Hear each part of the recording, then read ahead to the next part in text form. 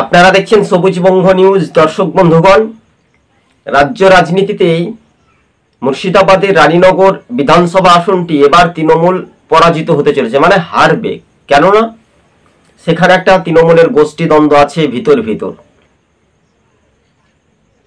এবং সেই আসনটি কিন্তু ছিনিয়ে নিতে পারে কংগ্রেস।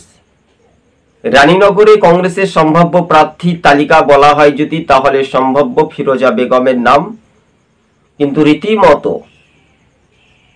এই বাংলাতে যখন ভোট হয়, মৃত্যু ব্যক্তির ভোটকে তারা কিন্তু ভোট শাসক দল মেনে নেয়, মৃত্যু ভোটারকে জীবিত করে, তাই না? তো সেই কারণে এবার তৃণমূলকে মানুষ কিন্তু আর ভোট দেবে বলে মনে হয় না।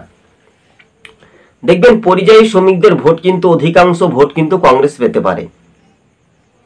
কেননা মুর্শিদাবাদের রানীনগরে তৃণমূলের তিনটা গোষ্ঠী দ্বন্দ্ব আছে।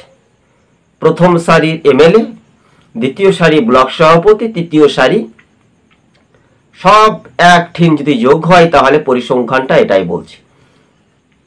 তাহলে দেখবেন রানীনগর বিধানসভার আসনটি তৃণমূল যেভাবে তারা 2021-এ সব আসন জয় হয়ে গেল, আসলে কি জানেন তো, এরা কি প্রমাণ তথ্য দেখাতে পারবে?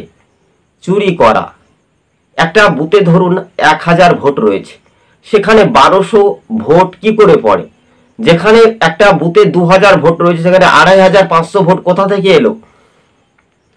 এই যে প্রিসাইডিং অফিসার সরকারি কর্মচারীদেরকে সঙ্গে নিয়ে তারা পুলিশ প্রশাসন একত্রিতভাবে শাসক দলের যে ভোট গণনায় তারাই কিন্তু মদতে শাসক দলকে জিতাতে পারে। কিন্তু এবার রানীনগরে সেটা কিন্তু আর ঘটবে না। 26-এ কিন্তু একটা উল্টে যেতে পারে এই তৃণমূল সরকার। স্বাভাবিকভাবে আমরা এটাই পর্যালোচনা করে জানতে পারছি। ধন্যবাদ দর্শক বন্ধুগণ। সবুজবঙ্গ নিউজ চ্যানেলটি ভালো লাগলে সাবস্ক্রাইব করে পাশে থাকুন।